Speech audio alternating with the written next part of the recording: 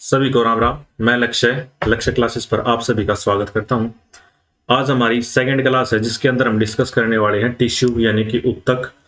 और इससे पहले वाली क्लास में हमने डिस्कस किया था सेल चैप्टर को, और सेल चैप्टर हमने एक ही क्लास में कंप्लीट कर लिया था। और आज हम टिश्यू को भी एक ही क्लास के अंदर हम कंप्लीट डिस्कस कर लेंगे। तो स्टार्ट करते हैं टिश्यू। तो टिश्यू क्या होता है? टिश्यू होता है ग्रुप ऑफ सेल्स या ग्रुप ऑफ सिमिलर सेल्स। हमने बात की थी कि सेल जो सबसे छोटी यूनिट होती है, फंडामेंटल यूनिट होती है, वो सेल होती है। और सेल से मिलकर क्या बना होता है? वो टिश्यू होता है। और टिश्यू से मिलकर क्या बनता है? एक ऑर्गन बनता है। और ऑर्गन से मिलकर बनता है एक ऑर्गन सिस्टम। और ऑर्गन सिस्टम से मिलकर बनता है एक ऑर्गेनिज्म। ये हमने पिछली वाली क्लास में भी डिस्कस किया था। और इसके साथ साथ एक बात बताई थी कि स्टडी ऑफ सेल क्या कहलाता है? वो कहलाता है साइटोलॉजी। और स्टडी ऑफ टिश्यू क्या कहलाएगा? वो कहलाता है हिस्टोलॉजी। यानी कि स्टडी ऑफ टिश्यू कहलाता है हिस्टोलॉजी। अब सेल की मैं बात करूं, सेल से ही मिलकर टिश्यू बनता है। और टिश्यू कौन सी सेलों से मिलकर बनता है? Group of similar cell. जो एक जैसी सेल्स का ग्रुप क्या बनाएगा? वो टिश्यू बनाएगा। अब टिश्यू दो टाइप का होता है, वो हम प्लांट टिश्यू में ही पढ़ते हैं और एनिमल टिश्यू में ही पढ़ते हैं। यानी टिश्यू को हमने दो पार्ट में डिवाइड कर दिया कि प्लांट टिश्यू और एनिमल टिश्यू। अब प्लांट टिश्यू में एक बार डायग्राम के हिसाब से हम डिस्कस करते हैं, फिर इन्हीं चीजों को हम एक्सप्लेनेशन के साथ इस वीडियो के अंदर हम डिस्कस करते हुए चलेंगे। तो सबसे पहले मैं बता देता हूं कि जो प्लांट टिश्यू है वो दो टाइप का होता है। एक तो होता है मेरिस्टेमेटिक टिश्यू, एक होता है परमानेंट टिश्यू। अच्छा, इसके साथ साथ कोशिश करना कि आप इंग्लिश में ज्यादा कैप्चर कर पाओ, क्योंकि हिंदी में जो भी मैं नाम बताऊंगा वो थोड़े से ऑकवर्ड या डिफिकल्ट लग सकते हैं। लेकिन जो हिंदी मीडियम के बच्चे हैं वो थोड़ा सा कोऑपरेट करना कि आप इंग्लिश मीडियम में ज्यादा याद रख सको। फिर भी मैं उसको बताता हुआ चलूंगा कि मेरिस्टेमेटिक टिश्यू को जैसे कि विभज्योतिक ऊतक बोलते हैं और परमानेंट टिश्यू को स्थायी ऊतक बोलते हैं। तो आपको कोशिश करनी है कि आप इंग्लिश वर्ड पर ज्यादा प्रेफरेंस दें उसको। तो मेरिस्टेमेटिक टिश्यू और परमानेंट टिश्यू। अब मेरिस्टेमेटिक टिश्यू तीन टाइप का होता है, इसमें सिर्फ दो टाइप लिख रखे हैं। एक होता है intercalary meristematic tissue, apical meristematic tissue और लेटरल मेरिस्टेमेटिक टिश्यू। यानी कि प्लांट को हमने दो भागों में डिवाइड कर दिया, मेरिस्टेमेटिक और परमानेंट। मेरिस्टेमेटिक को भी हमने तीन भागों में डिवाइड कर दिया। अब परमानेंट टिश्यू भी दो टाइप का होता है, एक सिंपल परमानेंट टिश्यू और एक कॉम्प्लेक्स परमानेंट टिश्यू। सिंपल में भी तीन टाइप हैं, पैरेन्काइमा, कोलेन्काइमा और स्क्लेरेन्काइमा। एक बार यहां इस स्लाइड पर सिर्फ हम ओवरव्यू ले रहे हैं, उसके बाद हम डिटेल से पढ़ते हुए चलेंगे। कॉम्प्लेक्स में क्या होता है? जाइलम और फ्लोएम होते हैं इसके पार्ट। ये तो था प्लांट टिश्यू का एक ओवरव्यू, डायग्राम के हिसाब से हमने ओवरव्यू ले लिया इसका। अब एनिमल टिश्यू की मैं बात करूं, एनिमल टिश्यू भी चार टाइप का होता है, epithelial tissue, connective tissue, muscular tissue और नर्वस टिश्यू। अब टिश्यू को हमने कंप्लीटली डिस्कस कर लिया इस स्लाइड के अंदर। अब इनके ऊपर एक एक करके हम डिटेल से स्टडी करते हैं।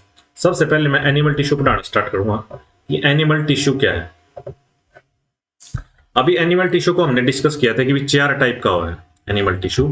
एपिथेलियल टिश्यू हिंदी में बोलते हैं उपकला ऊतक, कनेक्टिव टिश्यू को हिंदी में बोलते हैं संयोजी ऊतक, और मसल या मस्कुलर टिश्यू को हम बोलते हैं पेशी ऊतक, और जो फोर्थ वाला है वो होता है नर्वस टिश्यू। तो ये चार टाइप के टिश्यू पढ़ेंगे हम एनिमल टिश्यू के अंदर। अभी हम स्टार्ट करते हैं एपिथेलियल टिश्यू को। ये डिस्कस कर लेता हूं मैं, एपिथेलियल टिश्यू भी कितने टाइप का होगा? वो भी चार टाइप का पढ़ेगा हम। एपिथेलियल टिश्यू को भी हम चार भागों में डिवाइड करके पढ़ेंगे हम। जो एपिथेलियल टिश्यू है उसको सबसे पहला उसको बोलते हैं स्क्वेमस एपिथेलियल टिश्यू, और दूसरा बोलते हैं उसको क्यूबोइडल एपिथेलियल टिश्यू, और थर्ड नंबर है columnar, COLMNAR, columnar epithelial tissue. और लास्ट है सिलिएटेड। ये सारे एपिथेलियल टिश्यू के ही पार्ट हैं। अब इनके बारे में थोड़ा थोड़ा मैं बताता हुआ चलूंगा कि स्क्वेमस क्या है, क्यूबोइडल क्या है और कोलुमनर क्या है और सिलिएटेड क्या है। स्क्वेमस की भी हम बात करें तो इसको भी हम दो भागों में डिवाइड कर देते हैं। पहला तो है squamous, simple squamous tissue, simple squamous epithelial tissue, और दूसरा है stratified, stratified squamous epithelial tissue. अब समझ में आ गया होगा कि एनिमल टिश्यू में चार टाइप थे, एपिथेलियल, कनेक्टिव, मस्कुलर और नर्वस। अब एपिथेलियल में भी चार इससे में डिवाइड कर दिया, स्क्वेमस, क्यूबोइडल, कोलुमनर और सिलिएटेड। स्क्वेमस में जो सिंपल है, सिंपल कनेक्टिव टिश्यू है, ये क्या है, सिंगल लेयर सेल से मिलकर बने होते हैं, सिंगल लेयर सेल से मिलकर बने होते हैं। इसके एग्जाम्पल कौन कौन से हैं, या जो ये टिश्यू पाए जाते हैं, कहां पर पाए जाते हैं मेनली, जैसे कि माउथ के अंदर, जो अक्रेंस होगी इनकी माउथ के अंदर होगी और इसोफेगस के अंदर होगी। इसोफेगस, इसोफेगस को ही क्या बोलते हैं, यहां साइड में लिख देता हूं मैं, फूड पाइप बोलते हैं। तो हमने पढ़ लिया इसके बारे में। जो हमें याद रखना है कि simple squamous tissue single layer होता है और कहां पाया जाता है जैसे कि माउथ के अंदर और इसोफेगस के अंदर पाया जाता है। अब जो स्ट्रेटिफाइड है वो कौन सा है, वो ये किस सेल से मिलकर बना होता है, cell are arranged in layers. Layers का मतलब कई लेयर्स होंगी इसके अंदर, यानी कि दो भी हो सकती है, तीन भी हो सकती है, लेकिन ये सिंगल लेयर्स से मिलकर बना होता है। और ये जो लेयर हैं वो अरेंज्ड होंगी, दो या तीन लेयर होंगी इसके अंदर, ठीक है। अब इसका एग्जांपल क्या है, जैसे कि स्किन, स्किन किस टिश्यू का पार्ट है, वो स्ट्रेटिफाइड एपिथेलियल टिश्यू का पार्ट है, ठीक है। और स्ट्रेटिफाइड में भी कौन से, स्क्वेमस के अंदर स्ट्रेटिफाइड, और स्क्वेमस किसका पार्ट है, वो एपिथेलियल का पार्ट है। इसमें डिफरेंशिएट मतलब बिल्कुल डायग्राम के हिसाब से समझा दिया है कि सिंपल स्ट्रेटिफाइड, सिंपल और स्ट्रेटिफाइड में ही स्किन जो एग्जांपल हमारा वो आता है। अब क्यूबोइडल की बात करूं मैं, क्यूबोइडल का मतलब क्या है, अब यहां से आप समझ सकते हो कि जो क्यूब की फॉर्म में होगा,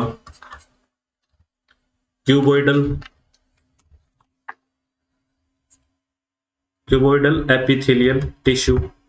अब क्यूबोइडल का क्या मानते हो आप, जो भी टिश्यू होंगे वो क्यूब लाइक की फॉर्म में होंगे, यानी कि उनका स्ट्रक्चर है वो क्यूब की फॉर्म में होगा।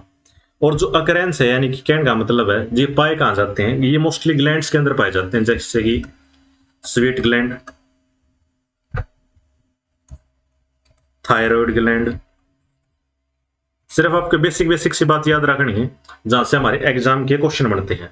और कहां पाए जाते हैं, सलेवरी ग्लैंड, इसके अलावा किडनी ट्यूबल्स के अंदर।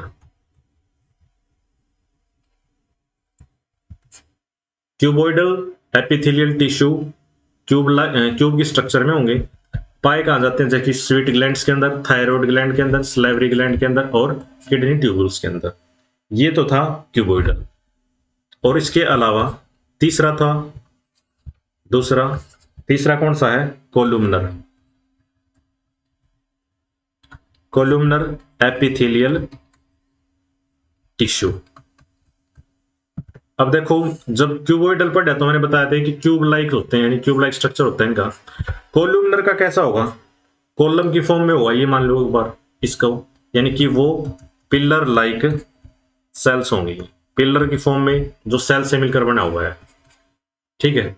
और इस टाइप के सेल सेम ग्रुप होगा इस सेल्स का, तभी वो टिश्यू कहलाएगा, यानी कि एक जैसे सेल्स पिलर लाइक सेल से मिलकर ही कोलुमनर एपिथेलियल टिश्यू बनता है, ठीक है। अकरेंस की बात करें हम, कहां पे पाई जाएगा ये, लाइनिंग ऑफ इंटेस्टाइन, जो आंत है हमारी उसकी लाइनिंग्स में पाया जाएगा, इंटेस्टाइन में, और लाइनिंग ऑफ स्टमक में, लाइनिंग ऑफ स्टमक और गाल ब्लैडर। उसकी लाइनिंग में पाया जाएगा कोलुमनर एपिथेलियल। और क्यूबोइडल जैसे ग्लैंड्स के अंदर, और जो मैंने बताया था कि स्क्वेमस में दो टाइप के हैं, एक तो माउथ और स्किन, जो हमारी स्किन है वो एपिथेलियल टिश्यू का पार्ट है।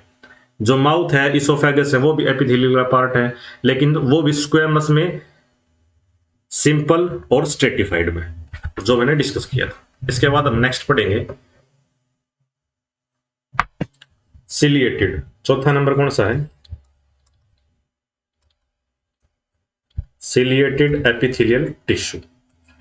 अब इसमें सिलिएटेड मतलब सिलिया मतलब एयर लाइक प्रोजेक्शन होगा, मतलब सिलिया का मतलब जो बाल है ना, हमारा जो एयर होता है वो अटैच होगा उन सेल्स के ऊपर, जैसे कि cells have hair like projection.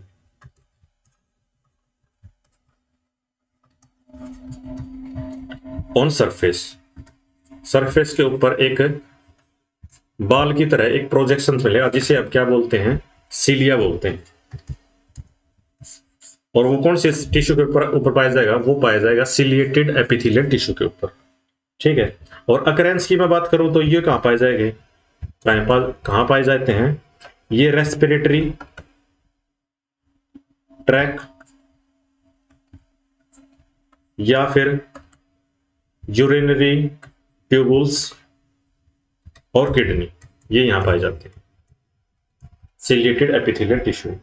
तो हमने ये डिस्कस कर लिया एपिथेलियल टिश्यू के बारे में कि एपिथेलियल टिश्यू 4 टाइप का होता है: स्क्वेमस, क्यूबोइडल, कोलुमनर और सिलिएटेड।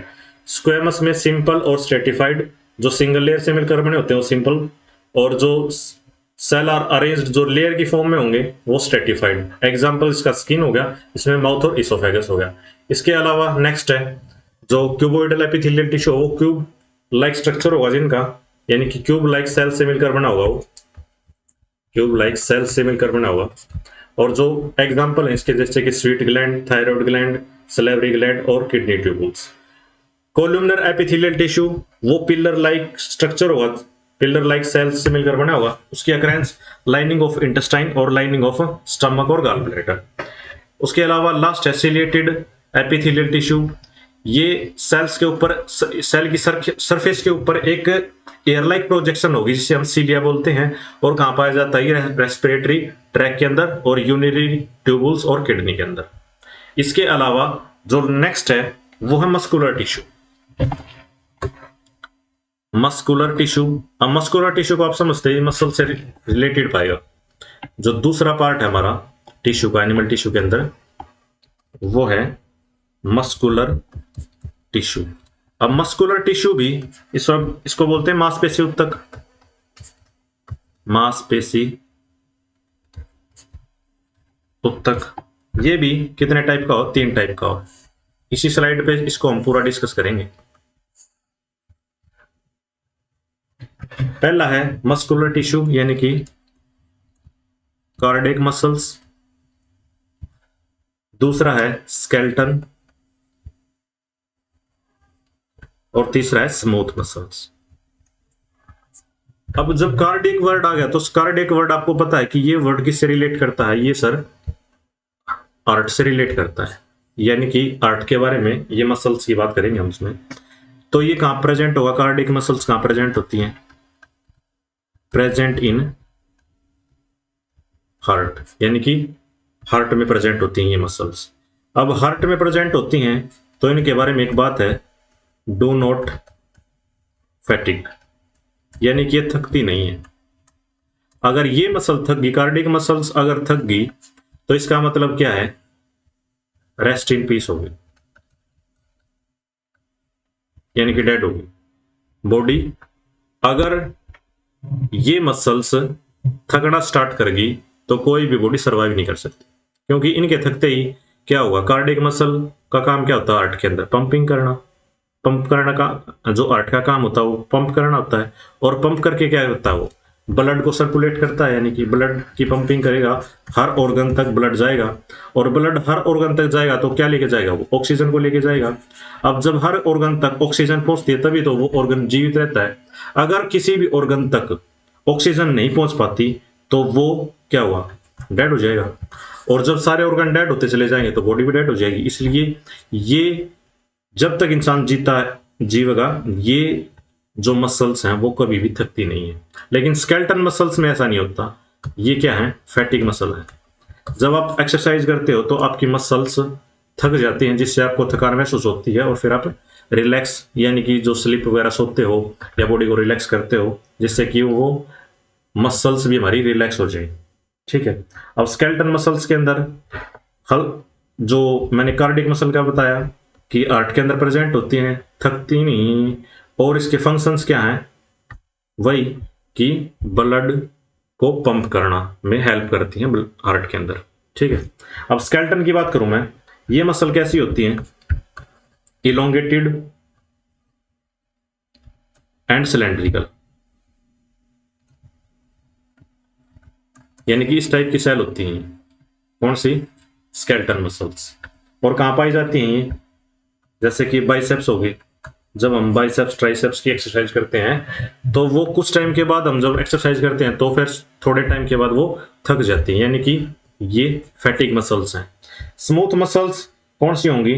जो सॉफ्ट होती होंगी, सॉफ्ट इंटीरियर ऑर्गन्स के अंदर पाई जाती हैं। एग्जाम्पल जैसे कि कहां पाएगी? लंग्स के अंदर, लीवर के अंदर, आई ऑफ आयरिस, और स्टमक के अंदर। या जहां पर थोड़ी बहुत सरफेस, चिकनी सरफेस होगी ना, वहां पर ही स्मूथ मसल्स पाई जाएंगी। और किसका पार्ट है ये? मस्कुलर टिश्यू का पार्ट है। यानी कि मस्कुलर टिश्यू के अंदर हमने कार्डियक मसल पढ़ लिया, स्केलेटन मसल टिश्यू पढ़ लिया, और स्मूथ मसल्स पढ़ लिया। जो स्केलेटन मसल्स हैं वो कहां पाई जाती हैं? जैसे कि बाइसेप्स। और जो थक जाती हैं वो मसल्स होती हैं कार्डियक मसल, हार्ट के अंदर पाई जाती हैं। और स्मूथ मसल्स जैसे कि लंग्स, लीवर और स्टमक के अंदर पाई जाती हैं। ये हमने पढ़ लिया मस्कुलर टिश्यू का, टिश्यू जो एनिमल टिश्यू का सेकंड पार्ट था। उसके बाद हम पढ़ेंगे कनेक्टिव टिश्यू, जो तीसरा पार्ट है। Connective tissue. अब कनेक्टिव टिश्यू से आपको नाम पता शो हो रहा होगा कि कनेक्टिव का मतलब क्या है? जो कनेक्ट करके रखे, और जो कनेक्ट करके रखेगा उसको हम कनेक्टिव टिश्यू बोलते हैं। अब कनेक्टिव टिश्यू में भी कितने पार्ट पढ़ेंगे हम? एक तो होता है एरियोलर कनेक्टिव टिश्यू, दूसरा होगा adipose tissue, adipose connective tissue, और तीसरा है स्केलेटल कनेक्टिव टिश्यू, और फोर्थ है फ्लूइड कनेक्टिव टिश्यू। फ्लूइड से आप समझ गए होंगे कौन से की, किस चीज की मैं बात कर रहा हूं, जो फ्लूइड की फॉर्म में होगा और बॉडी को कनेक्ट भी करके रखता हो। तो वो जो ब्लड की मैं बात कर रहा हूं वो इसी का पार्ट है। एरियोलर कनेक्टिव टिश्यू में मैं दो बात बताऊंगा। एक तो होता है लूज एरियोलर कनेक्टिव टिश्यू, और एक होता है डेंस कनेक्टिव टिश्यू। अब लूज कनेक्टिव टिश्यू की बात मैं करूं तो वो थोड़ा बहुत लूज होगा, जो स्पेस को फिल करेगा। अगर हम बात करें तो स्पेस को फिल करेगा। स्पेस कौन सा फिल करेगा? जो स्किन और मसल के बीच में होगा। उस स्पेस को फिल किसके द्वारा किया जाता है? एरियोलर कनेक्टिव टिश्यू के लूज जो मसल्स होती हैं उनके द्वारा इसको फिल किया जाता है। अब डेंस की मैं बात करूं, डेंस में दो चीज होती हैं, एक तो लिगामेंट और एक होता है टेंडोन्स। ये डेंस है यानी कि टाइट है, यानी कि टफ है। तो जो लिगामेंट्स है, यहां से क्वेश्चन बनता है कि लिगामेंट का क्या काम होता है। एक मिनट, लिगामेंट का क्या काम होता है? किसको जोड़ कर रखता है लिगामेंट? लिगामेंट रखता है बोन टू बोन को कनेक्ट करके रखता है लिगामेंट। और टेंडोन्स का क्या काम होता है? वो बोन को मसल से कनेक्ट करके रखता है, टेंडोन्स। तो ये क्वेश्चन बनते हैं दोनों यहां से। एक तो लिगामेंट से, लिगामेंट किस किस को कनेक्ट करके रखता है? बोन टू बोन, या फिर बोन टू मसल, वो टेंडोन्स रखता है। तो ये क्वेश्चन एग्जाम में आए हुए क्वेश्चन है, यानी कि ये किसका पार्ट है? अगर ये क्वेश्चन आ जाए थोड़ा डीप हो जाएगा ये। अगर टेंडोन्स किस कनेक्टिव टिश्यू का पार्ट है? एरियोलर एडिपोज, स्केलेटन या फ्लूइड। अब कई बच्चे क्या कर सकते हैं यहाँ पे, अगर जब बोन आ गया ना तो स्केलेटन को ऑप्शन लगा सकते हैं, लेकिन ये है एरियोलर कनेक्टिव टिश्यू का पार्ट, ठीक है। तो उसके बाद एडिपोज टिश्यू की मैं बात करूं यहाँ पर, यही बता देता हूं कि एडिपोज टिश्यू है ना, इसको हम फैट टिश्यू भी बोलते हैं, फैट टिश्यू। क्योंकि जितने भी जो मोटापा जिन व्यक्तियों के अंदर होता है उनके अंदर कौन सा टिश्यू ज्यादा पाया जाता है, तो उनके अंदर एडिपोज कनेक्टिव टिश्यू पाया जाता है।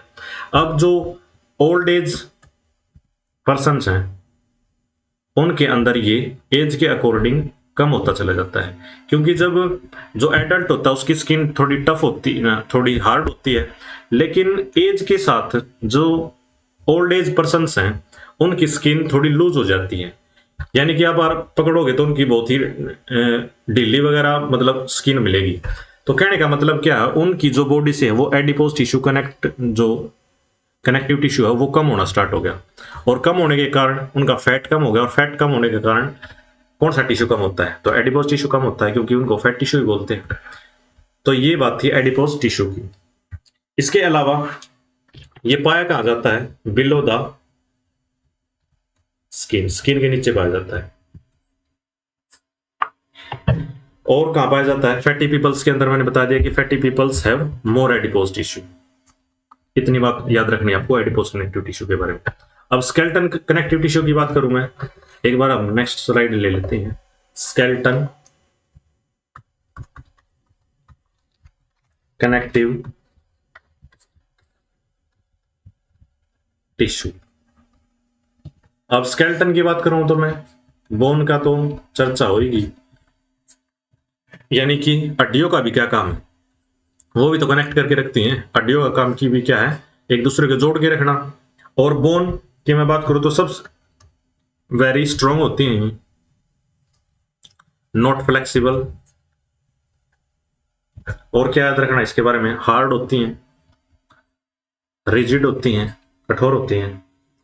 और बोन जो मिलकर किससे बनी होती है, कंपोज किससे, कैल्शियम और फॉस्फोरस।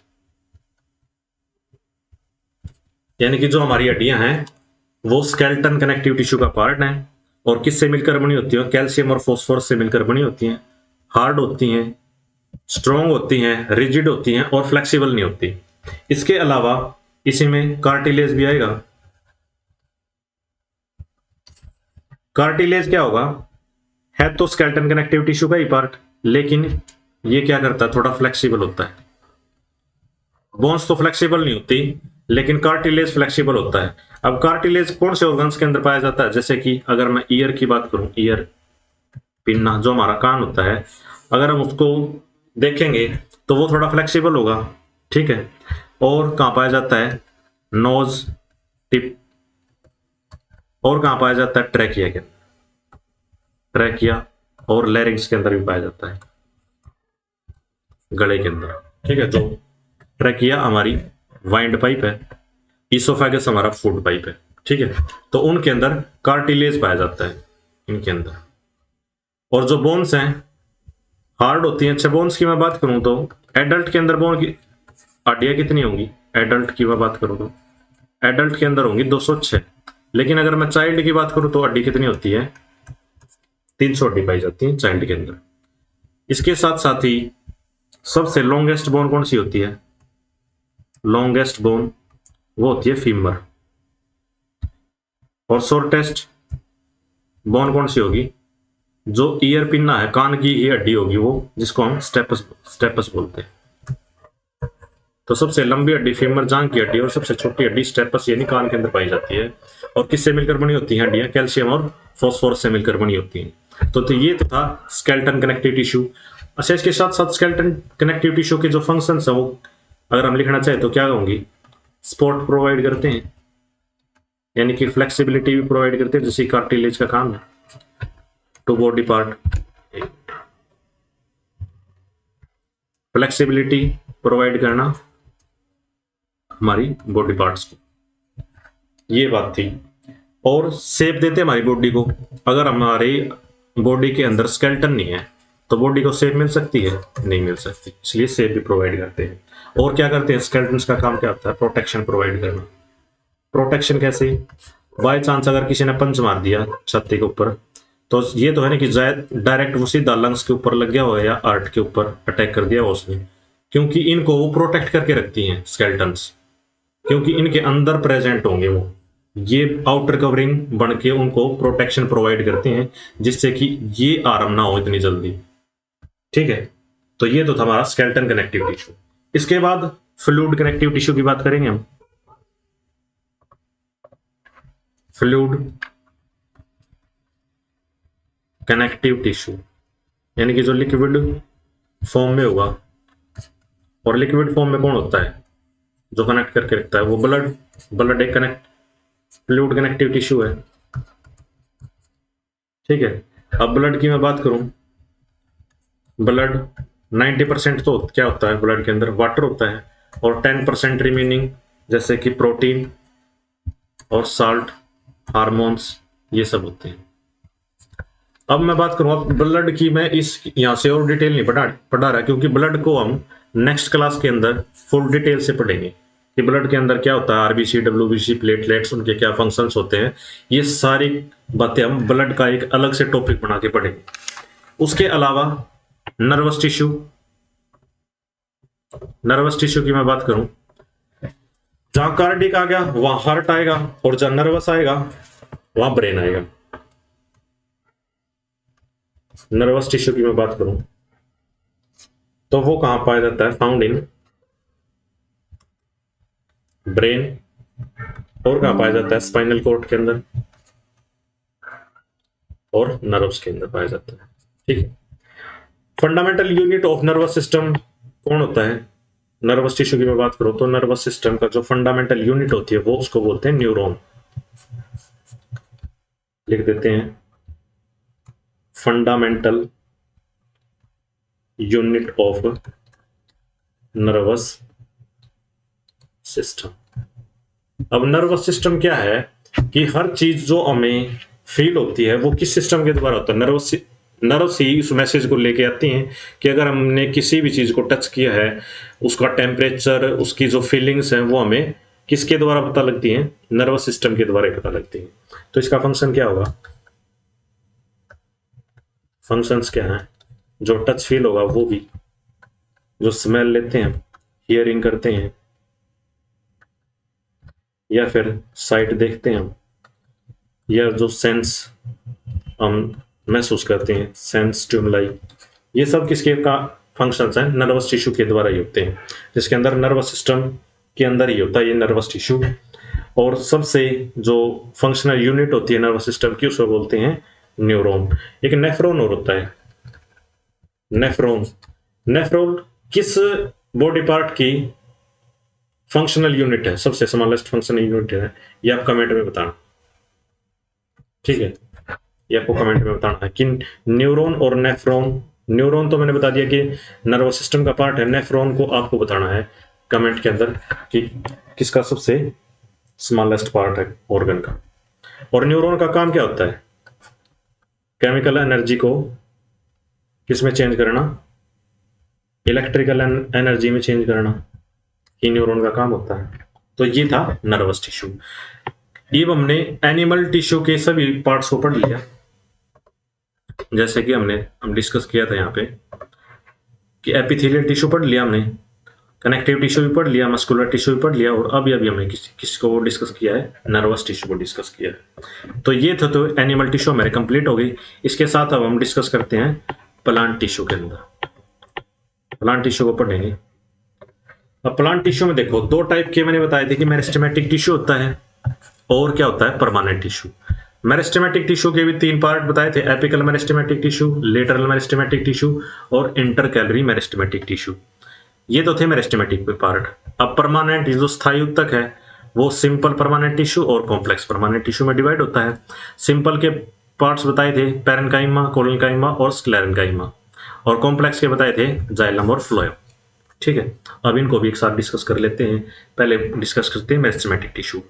मेरिस्टेमेटिक टिश्यू में देखो अब यहाँ पे जो प्लांट होता है, जो एपिकल यानी कि टॉप पे पाया जाएगा, ठीक है।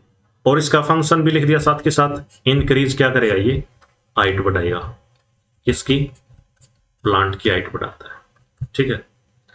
तो ये किसका काम है, हाइट बढ़ाना, एपिकल मेरिस्टेमेटिक टिश्यू का काम है प्लांट के अंदर। और किसका पार्ट है ये, मेरिस्टेमेटिक टिश्यू का पार्ट है। अब अच्छा, प्लांट के अंदर हिंदी में भी लिख लेता हूं मैं यहाँ पे, जड़ और तने के सिरे पर पाया जाता है, सिरे पर पाया जाता है, हिंदी में लिख दिया है। यानी कि पौधे की लंबाई बढ़ाएगा, यानी कि प्लांट की हाइट कौन बढ़ाता है, एपिकल मेरिस्टेमेटिक टिश्यू बढ़ाता है, ठीक है। उसके अलावा इंटरकैलरी, यानी कि प्लांट के किस भाग में होता है, मिडल वाले भाग में, और ये जो बीच का जो पार्ट होता है इसकी हाइट बढ़ाएगा, यानी कि इंक्रीज इंटरनोडल लेंथ, यानी कि तने के बीच के भाग की जो हाइट बढ़ाता है वो कौन बढ़ाएगा, इंटरकैलरी बढ़ाएगा। इसके साथ और क्या पूछा जा सकता है कि पत्तियों की लंबाई भी कौन बढ़ाएगा, यानी कि जो लीव्स हैं उनकी हाइट भी कौन बढ़ाता है, पत्तियों की लंबाई भी कौन सा टिश्यू बढ़ाएगा, वो इंटरकैलरी मेरिस्टेमेटिक टिश्यू बढ़ाएगा, ठीक है। इसका एग्जांपल जैसे घास जैसे जो पौधे होते हैं उन वो किसके कारण वृद्धि होती है उनकी, तो इंटरकैलरी मेरिस्टेमेटिक। यहां लिख देता हूं मैं, घास जैसे, ये प्योर हिंदी में पढ़ा दिया, पौधों की लंबाई, क्योंकि इंग्लिश में लिख रखे हैं यहाँ पे इंटरकैलरी और एरो लगा के बिल्कुल बता भी रखा है। लेटरल मेरिस्टेमेटिक टिश्यू की बात कर दिया हमने, बात कर दी कि भाई कहाँ पाया जाता है, रूट्स के अंदर पाया जाता है, ठीक है। और ये पौधे की किस डायरेक्शन में गिर्थ बढ़ाएगा, इंक्रीज करेगा, इस डायरेक्शन में बढ़ाएगा, ठीक है। यानी कि ये गिर्थ को बढ़ाता है, यानी कि पौधे की जो मोटाई होती है, पौधे की मोटाई को कौन सा टिश्यू बढ़ाएगा, तो ये लेटरल मेरिस्टेमेटिक टिश्यू बढ़ाता है, ठीक है। उसके साथ साथ ही नेक्स्ट डिस्कस करेंगे हम परमानेंट टिश्यू के अंदर पैरेन्काइमा, कोलेनकाइमा और स्क्लेरेन्काइमा, ये तीन पढ़ने वैसे हमने। अब पैरेन्काइमा क्या काम होता है, वो फूड स्टोर करता है, फूड स्टोरेज का काम किसका होता है, पैरेन्काइमा का। कोलेनकाइमा क्या काम होता है, परफॉर्म फोटोसिंथेसिस में हेल्प करता है और एबिलिटी टू प्रोड्यूस फूड, यानी कि भोजन को प्रोड्यूस करने की एबिलिटी पैदा करता है, यानी कि फोटोसिंथेसिस होता है इसमें। और जब फोटोसिंथेसिस होगा तो सिंपल सी बात है, यहां पर क्लोरोफिल बनेगा, कंटेन करेगा, और जब क्लोरोफिल बनेगा तो इसी को हम कोलेनकाइमा भी बोलते हैं, ठीक है। क्योंकि अब प्रोड्यूस फूड होगा तो क्लोरोफिल तो बनेगा ही, और क्लोरोफिल कब बनता है, जब फोटोसिंथेसिस होगा। तो कहने का मतलब ये है कि फूड स्टोर करेगा पैरेन्काइमा, सिंपल सी बात याद रखनी है। पैरेन्काइमा का काम क्या है, फूड स्टोरेज करना, कोलेनकाइमा क्या है, प्रोड्यूस फूड करना, और स्क्लेरेन्काइमा क्या है, प्रोवाइड मैकेनिकल स्ट्रेंथ प्रोवाइड करना, प्लांट को स्ट्रेंथ प्रोवाइड करना। अच्छा, इसमें एक चीज याद रखना, जो पैरेन्काइमा में होते हैं वो लिविंग सेल होते हैं। चेंज कर लेता हूं कलर एक बार, लिविंग सेल्स पाए जाते हैं, यानी कि जीवित सेल होती हैं। कोलेनकाइमा भी लिविंग सेल्स पाए जाते हैं, लेकिन स्क्लेरेन्काइमा में डेड सेल पाई जाती हैं, ये मृत कोशिकाएं पाई जाती हैं इसके अंदर। मृत कोशिकाएं कैसे पाई जाती है, क्योंकि ये आउटर पार्ट्स पर होता है, बाहर पाया जाता है, और जब बाहर पाया जाएगा तो तभी तो कठोरता और मजबूती प्रोवाइड करेगा, यानी कि provide mechanical strength and rigidity provide करता है ये प्लांट को, जैसे कि बारक, ठीक है, छाल पर, या जो सबसे आपने सुना होगा husk of coconut. Husk of coconut किसका पार्ट है, स्क्लेरेन्काइमा, ठीक है, क्योंकि वो डेड सेल्स होते हैं। उसके बाद ये 3-4 पॉइंट हमने याद कर लिए, सिर्फ इतना याद रखना इसके अंदर। कॉम्प्लेक्स के अंदर हम पढ़ेंगे, कॉम्प्लेक्स में फ्लोएम को पढ़ना है और जाइलम को पढ़ना है। सिर्फ जो बात लिख रखी सिर्फ इतना याद रखना कि ये ट्रांसपोर्ट करते हैं। फूड का ट्रांसपोर्ट कौन करेगा, फ्लोएम करेगा, और वाटर का ट्रांसपोर्ट कौन करेगा, conduct water and minerals from root से लेकर प्लांट के अदर पार्ट तक लेके जाता है जाइलम वाटर को, और फूड को फ्लोएम लेके जाता है। ठीक है, ये फूड कंडक्ट करेगा फ्लोएम और वाटर कंडक्ट करेगा जाइलम। ठीक है, अब जाइलम में क्या होगा, ये वन वे प्रोसेस है, एक साइड ही जाएगा, ये वन वे प्रोसेस है और ये टू वे प्रोसेस है, यानी कि ऊपर से नीचे और नीचे से ऊपर जाएगा। ये सिर्फ वन वे प्रोसेस है, नीचे से ऊपर जाएगा बस, ऐसे याद रखना। तो कहने का मतलब अब प्लांट टिश्यू को हमने जो की पॉइंट्स हमारे हमने वो सभी डिस्कस कर लिए हैं। तो हमारा ये टिश्यू का जो चैप्टर है वो कंप्लीट होता है। अगर आपको ये सारा कंटेंट अच्छा लगा हो, एग्जाम ओरिएंटेड लगा हो, तो इसके साथ साथ वीडियो को लाइक करने के चैनल को भी सब्सक्राइब कर देना और कमेंट भी कर देना। सभी को थैंक यू भाई।